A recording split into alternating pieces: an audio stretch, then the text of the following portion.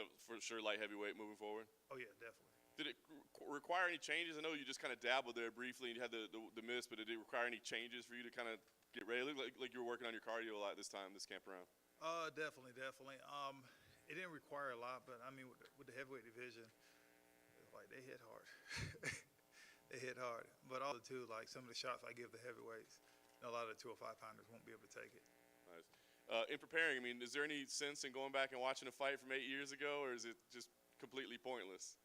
It's pretty much pointless. You know, people change, fighters change, and you know your style change over time. So, you know, me fighting 8 years ago is completely different than me now. So. Nice. Is it still? I mean, Shogun's a legend, right? I mean, is it still kind of? I mean, you've done it before, and obviously, man, you've been around the game for a long time. But is it still special to fight a guy like that? Definitely. I mean, like I told people before, like you know, I was a Shogun fan before I started fighting. You know, my first fights watching Shogun back in Pride and stuff, and you know, now to fight him one time, beat him, and you know, to do it again, it's gonna be like, yeah, it's gonna be a staple. Nice. Last thing for me, any part of you consider like bringing like walking in with a skateboard or something like that? Man, you know, what's crazy about that clip was I watched that like 8 times and I did not know what's going on. But I might think about kind of skating my way in there. Vince, to your left. It sounds like this might be Shogun's final fight. I know he wanted to do it in Brazil, where this card was kind of rumored to be originally. What does it kind of mean to you as you kind of expressed your admiration for him to potentially be that final opponent for him? He said, okay, say that again. I'm trying to think. It sounds like this might be Shogun's final fight. I know this was originally talked about maybe being in Brazil, this card. I know you just expressed kind of your admiration for him and said beating him again would be a staple. So to be his final opponent potentially, what does that mean to you? I guess it sucks for him. I mean, I understand you want to go out on top or whatnot, but at the end of the day, it's just like make another statement. And I don't think anybody that ever fought Shogun made a statement back to back like that. And that's what I'm trying to do. That's what I'm going to do. You go in with the mindset like I want to one up that previous performance. It was almost flawless the last time. So is there a way to one up it? It can always be better. It can always be better.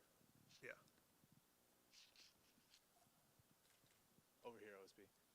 You'd said that the heavyweight division, you kind of realized it's not for you. I just wondered for you personally, like, how did you feel like your own body performed with the extra size and that sort of thing? Hey, you talking about the heavyweight division? Yeah. It's different when I've been fighting at 205 for so long than after you go up there. Like sometimes you can train at that weight, but it's different, like actually fighting at that weight, you know. I can feel good training at that weight, but when somebody else is pretty much, you know, your size and a lot of times bigger than you are, it becomes a lot different. Just because over time, like you can move a 205-pounder, you can move them around like pretty much easily. But you know, 20, 30 pounds, that makes a big difference, especially when you walk around. Like I think when I fought, you know, Ben, I was like 238, and he was the next day he was what, 270, 280. That's a lot of difference. I mean, even if you watch the fight between, you know, Israel and Jan, like that was a 20-pound difference, and that made a big difference. So people don't realize, like, pounds goes a long way. Did you personally, like, did you feel your body carrying that extra weight? Like, did you? Oh yeah, oh yeah, oh yeah. Like it's different when you try to move somebody and be like, okay, there's a lot of mass. Like, especially when you try to wrap your arms around somebody and be like, okay, my fingers are barely touching. As in the 205 division, you know, I can almost lock wrist to wrist. I mean, regarding the Shogun fight, the first one was like 34 seconds or something. Like, is there a weird pressure for you to almost like try to top yourself? Like, how do you approach a fight like that? Just go in there and do what I know how to do. Like even the first time I fought him, it was on 8 days notice. You know, I got moved up to the main event, and you know I was like, you know what, I'm coming. He's coming. I'm going down to Brazil. I got nothing to lose, and you know I had all Brazilian fans on my back. So you know I went out there and made the crowd extremely quiet. And then I wonder, just you know, you were being asked about it, and you said sucks for him. the fact that this might be his retirement fight and he's doing it against you.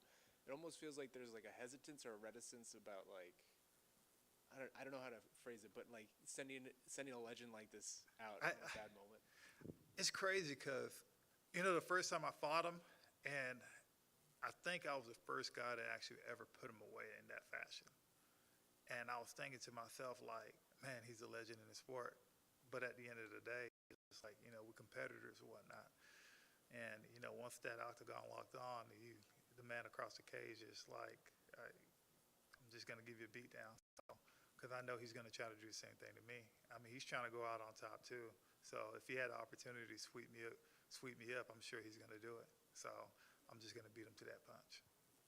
Well, then last thing from me, just unrelated to this fight, but obviously the card, the main event, I think is one of the most heavily anticipated fights of the year, Gaethje and Oliveira. I'm just curious for your thoughts. How do you see that going and your excitement for it? Gaethje's a madman. He's going to keep on coming forward and apply pressure. Charles Oliveira is the same way too. Charles Oliveira got them good tep kicks to the body that'll slow down a lot of people and whatnot. And he stands straight up almost like a Muay Thai fighter because he's not worried about getting taken down because he was that of. Everybody knows it. It's gonna be crazy, man. Like I was just talking to somebody about the pay-per-view card. I mean, if you line up within the pay-per-view card, how many guys topped off at bonuses or whatnot? I'm one of the lower tier guys with bonuses and stuff, and I felt like I did pretty good with bonuses in my career. So it's this card right here. Just looking at it, I'm like, man, it's gonna be pretty hard for me to get a bonus, but I'm gonna try to work on it.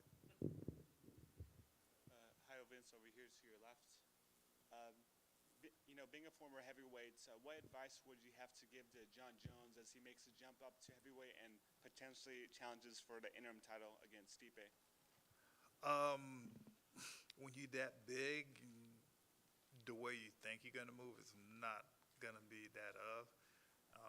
Especially like, I think it's different. You can feel like that in practice, but it's the body operates in a high stress situation, which somebody's trying to clean your clock off. So, and it's different too. It's like those guys are used to moving around that way. They've been in that weight class for a while. Like I did it playing football, and I remember doing it playing football. It hurt, keeping my weight up that much playing football. And with mixed martial arts is me getting up there. I can feel like I'm in shape, but it still hurts either way. Yeah. You're a tad bit slower. You can be stronger. You could think you're moving fast, but you're a tad bit slower. Do you think John Jones will be a double champion? There's a possibility. I mean, he's been in the game for so long. Like especially the way he goes into a fight, like the mindset, kind of like a tactician or whatnot. Like he's really good at imposing like different strategies on people, and he's really good at changing styles too. So. OSB over here. Back to what you were saying about the bonuses. The 10 fighters on the main card have a combined 195 UFC fights, 122 UFC wins, and 90 finishes, 99 bonuses. So can you describe what it feels like to be in this position, being part of what has the potential to be a historical UFC event? Ish. I mean, the bonus is gonna be. You don't understand. Like a lot of times when the fighters go into a card, they'll look at the card up and down and be like, "Oh, I could possibly get a bonus." This card is gonna be like, "Man, it's gonna be really hard." But at the end of the day, all I care about is getting my hand raised at the end of the night. So I'm cool with that.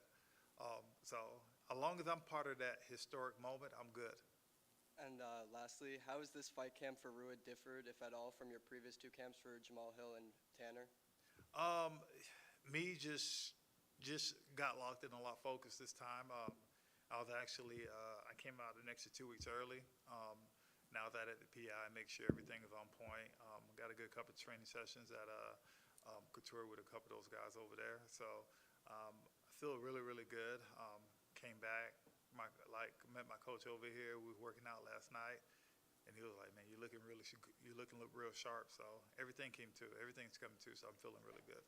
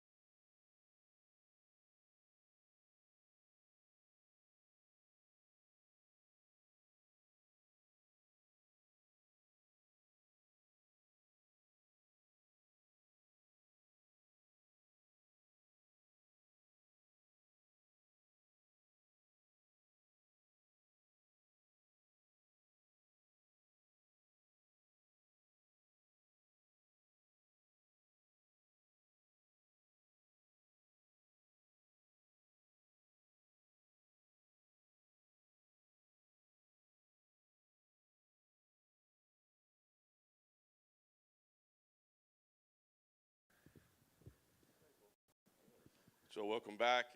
I know we spoke earlier, but I mean, now you're here in Arizona. I mean, now you're seeing all the people, all the faces, you're around everything. Is the field changing at all now that it's actually fight week? It's real. You know, I just saw Donald out there, the cowboy. You know, it's just I'm glad to be back. You know, it's a weird feeling like when you're being the fighter versus when you're here to like coach and help out everyone else. Like the nerves, like it's different. I don't know if it's necessarily intense, but it's just different. You know, like it's maybe a little less intense. I think when it's my fight, I have some influence on what's going to happen. When it's a coach, it's kind of like, oh, I hope he does this, hope he does that, or whatever. It's different. I know you said you thought about, fighting the whole time, because it's what you love to do, but did you think about like, oh, signing posters, that's not fun. Like, oh, media day, that's not fun. Like, did you think about all the other stuff? So this is easy. Media day is no problem, right? Signing the poster is definitely a pain in the ass, right? It's probably like my least favorite part of fight week. Like, they say it's always the same number. I don't believe them. I would like to sit there and time. It was like, it's 140. It's always been 140. I remember when you used to tell me it was always 110 or it was always 70. It's like, oh, it's always been 70. Yeah, okay. I don't believe it. Well, you've just been around longer than most of them. Yeah, right. Yeah, true. Yeah. I predate most of the people around here. I don't know like how I am in the seniority list, but there's not many staff members here. I think maybe Sean Shelby and Donna might be the only ones that have been around longer than me. I don't know. So you crossed paths with Cowboy out there. Was there any Yep. Conversation at all? I mean, are there mind games? I mean, you guys have been No, around I forever. mean, we've both been doing it so long. I don't think it's going to change anything. He's like, oh, is your family coming on? I asked him, but it's all good. Like, we're friendly, but I promise we will try to murder each other on Saturday, right? It's like, that's what we do. Like, I have like guys that are like, help me train for this fight that like we're sparring. We're doing hard sparring. I tortured some of my sparring partners. You know what I mean? Hitting them with elbows, hitting them with knees, just like trying to knock them out. Like that's what I do to my friends, help me get ready. And there's no money on the line. Right now it's okay. Now that we're competing for real, this is the real deal. We will try to murder each other. Last thing for me, I know you said you're kind of leaving the future up in the air, but I guess you win here, you keep going. What's the priority for you? Is it to keep fighting in front of crowds? Is it to make sure you fight in the Northeast again? Is it to make sure you fight guys from your generation? I mean, assuming you keep going, what would be the priorities? I mean, I have to like all three. I have to like the opponent. I have to like the date. I have to like the location. Right there, I heard that there may be coming to Boston, in the fall. If that was the case, like that might be a good time to do a Jim Miller 3. I have no idea. But I have to like all three. If I like all three, I'm like, my big thing was like, after the last fight, I kept telling Sean Shelby, send me names. Send me names. I might tell you no, but keep sending me names. Keep offering me fights, and I will take one. I don't feel like I have to fight. We opened up a gym in Rainham, Massachusetts. We moved my gym during the pandemic, which is a little scary. Moved into like a way bigger, better spot. Like the gym's taken off. I'm totally happy running the gym and focusing on the gym every single day. But we took a little 2-month vacation on that. Like I was, did a little less planning gym stuff and more just like running my classes and doing my workouts and getting out of there. But I'm perfectly happy doing that. So if this is the last fight, then that's cool. If it's not the last fight, then that's good too. Just keep sending me names. Keep sending me names. I mean, Joe, it's been 31 months. You're talking about the process in between, but was there ever any point for you during those 31 months where you're like, maybe like I can kind of I was definitely, when all the COVID stuff, the pandemic stuff was going on, like I had no interest in trying to fight during that. You're seeing all the time, like, fights getting canceled, fights getting scrapped, and maybe it's not even our problem. Maybe it's like it's someone else's camp has a problem or something. You know what I mean? Like it's just, there was a lot of that going on. So for most of the last 2 years, I did not care about fighting at all. I had zero. But maybe like a year ago, I started like kind of, getting an itch for it a little bit. I was definitely wondering, like how long is this COVID thing going to go on for? Is this going to be like the next 5 years of fights getting canceled, things like that? Better. So we're in a much better space. But I definitely was like for a little bit, I'm like, did I mess up by not just, going out like that? But if I did, then this fight wouldn't have happened. I expect this fight to be a good fight for me. Otherwise, we wouldn't have taken the fight. But like, I think it's hard to go and second guess it after the fact. So about how long was it that you were feeling like, I think I'm ready to jump in here? I want to say last maybe April or May, around this time last year. I had heard that the UFC was maybe coming to Boston in the fall. I didn't know it was going to happen. So I texted her, telling me, hey, if you're coming to Boston, I better be on that list. Let me know, send me names, whatever. I wasn't pressing to fight anywhere, but if they're coming to Boston in the fall, I definitely want to be on the card. So then a year of names, I would imagine you finally get Donald Cerrone as one of the names, and you're like, okay, this is it. I think Donald was the first name I actually got. I kept telling, hey, look, if you're coming to Boston in August, I want to be in. He's like, we're not coming to Boston. I'm like, if you're coming to Boston in August, just in case, I'm just telling you, if you're coming, I want to be on the list. and I got no names until Cowboy, and I think like it was like February, like first week in February, he asked me if I wanted to fight Cowboy, like I think it was March 8th, and I'm like, I have to like the date, the location, the name. I like the name. It was somewhere domestic, so I liked the location. I didn't like the date. It was 4 weeks' notice. I'm like, if I'm gonna do it again, we're not gonna do it in such short notice. I want a full camp. He's like, well, Cowboy wants to fight on that card. I'm like, well, that's fine, but I'm not your guy if that's the case. And then, so I just basically said no, and they came back. All right, we'll do it later, and then here we are. Obviously, you guys are both OGs, legends, fan favorites of this game. I'm curious for your honest assessment when you look at Cowboy's recent performances. What do you see? Like, where do you feel like he is? He's done great. So I understand 100% why someone would want to fight up a weight class, right? I don't think that he was, super. He wasn't the best size for welterweight, right? He's a big lightweight, but he's a smaller welterweight. So I understand that. And he fought so many killers, so he came up short in a lot of his last fights, but he fought killer after killer after killer, So of course, like those are all super hard fights. So it's like, I think that, you got to remember people for like their strengths and not their weaknesses sometimes, right? You don't remember like the bad performances. You got to remember the good performances, right? That's who you need to train for. We didn't train for the worst Cowboy. We trained for the best Cowboy.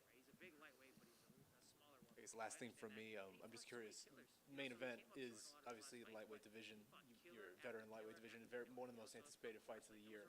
I'm just curious for your thoughts on Gaethje Oliveira, and how you see it playing out. I think it's one of those fights where, Justin Gaethje just does not care about himself at all. He will light himself on fire to try and burn the other person a little bit, right? So I think that's kind of how it goes. But like he's gonna come out swinging. Right, but Charles Oliveira's got sick jiu-jitsu. He's got such great jiu-jitsu. He's so good.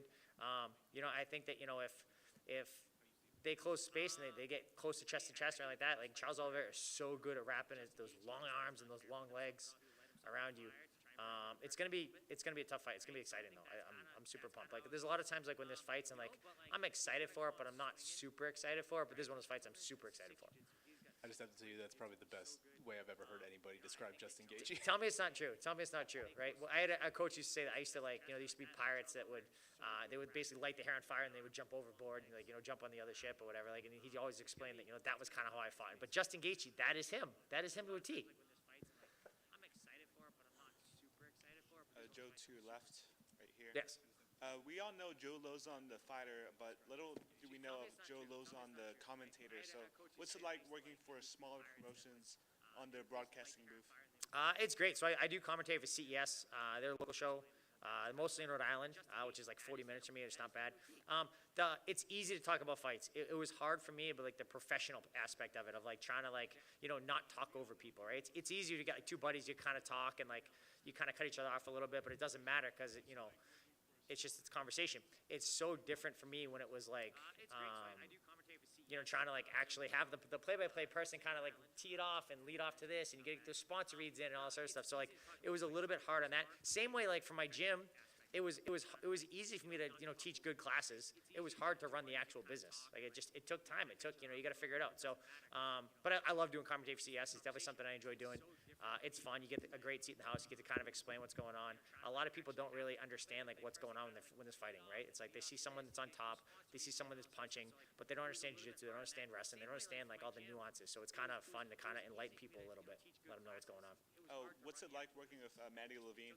Maddie's awesome. I love Maddie. So, Maddie's a great kickboxer. It's fun to kind of get that because like I tend to talk more about the jiu-jitsu stuff. I let her talk about the kickboxing stuff a little bit more. Her husband Ross is a monster. He was teaching jiu-jitsu. He was teaching kickboxing classes at my gym. Just a monster, Ross Turbo Levine. So it's great. I'm super lucky with the team we have over there. One back here to the left, Joe. Wanted to ask, with the new environment and the layoff, was the feeling during the process of the camp still the same as it had been? Yeah, I mean, I've done so many camps. Like, it's just like, we sparred. So typically, for years and years, for so many camps, we would spar twice a week. We would spar like Tuesday and Saturday. But the last couple camps, we sparred less. They're just less getting hit in the head, which is nice. Less wear and tear. Like, you generally get hurt during sparring sessions when you're going hard. So we try to limit that a little bit more. But it didn't. We just fell right back in. Like I remember, like the first sparring session was probably like not the hardest, but it was like I hadn't sparred in like 2.5 years. Like if someone's getting for a fight, I'll jump in and help them. But I'm not. It's different when you're doing hard sparring for yourself. So it was a little bit of time, but it was it was great. Everything fell right back into place. And after the layoff, is there a different level of excitement to get back in the cage? No, not really. I mean, for me, it's like brushing my teeth. I don't get excited because I brush my teeth, right? I do it every single day. I've had so many fights in the UFC, so many professional fights. I've sparred so many rounds. It's just about, putting in the reps, getting it, just executing well. That's all I care about. Like I'll be, win or lose, I'll be so relieved when the fight's over on Saturday. Like it'll be like the best. It's just kind of get that weight off my shoulders. Thank you. Thank you. What's up, Joe, over here? We're tied for the third most post-fight bonuses in UFC history with Nate Diaz. Are you liking your chances of securing a bonus on a stat card like this, or are you just focused on securing the W? I'm focused on getting the win, but there's a good chance Cowboy and I someone's getting a bonus off the other. Maybe it's fight of the night, maybe it's a performance bonus, but we both have a lot of bonuses for good reason. Like we try to murder each other, so very very good chance of a bonus for this fight. And you recently said that the establishment of a UFC fighter union is highly unlikely due to the selfish mindset of some of the promotion's top fighters. What type of things would need to change in order to create a fighters union, or do you believe any one fighter should lead the charge? I think it would be hard. It's kind of a big, loaded question. It's a much longer answer. But I really think that the big thing is that, anyone that would have the ability to kind of, fight and push for any kind of fighters union, it cares about themselves. They're always going to take the mentality, like, I have done X, Y, and Z. I am a world champion. I am this. If you want to go and get, the top 5 in every single division and get all of those guys on the exact same page, then maybe you got a shot at fighters union. But I think it's not going to happen because you're always going to have the guy that's the guy want to think he's going to be a champ. He's always going to push to get what's best for him. And I understand it. I mean, if it came down to, you getting, paid double or everyone else in this room getting 5% more, you're going to push for yourself to get triple, right? That's just the nature of things. And the UFC brand is so strong. It's like people care about watching fights because the UFC brand is so strong. They do such a great job with marketing and media and all sorts of stuff. Like you guys are all a big part of that. So it's like the people that get excited for fights, they get it because the UFC has invested a lot of money to kind of, let you know about all these guys and put these highlights together and give you all this footage and give you these free fights on YouTube and stuff like that. Like that's why people get excited. You know what I mean? If the UFC did not do all of that, then people would not be as excited because you wouldn't have these superstars. Yep. Yep.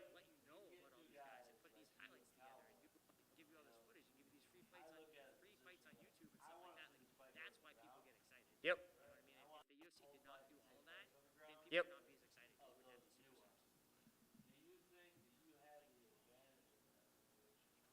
I think that we're both competent on the feet and on the ground, right? But I think that he has an edge on the feet, and I think that I have the edge on the ground. So yeah, I'm definitely going to try to. I would love the fight to be on the ground. Yes. Yep. Cool. Thank you, guys.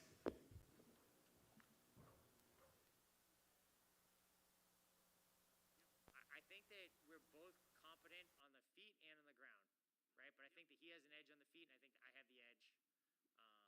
I would love the fight to be on the ground. Yes. Yep. Cool. Thank you, guys.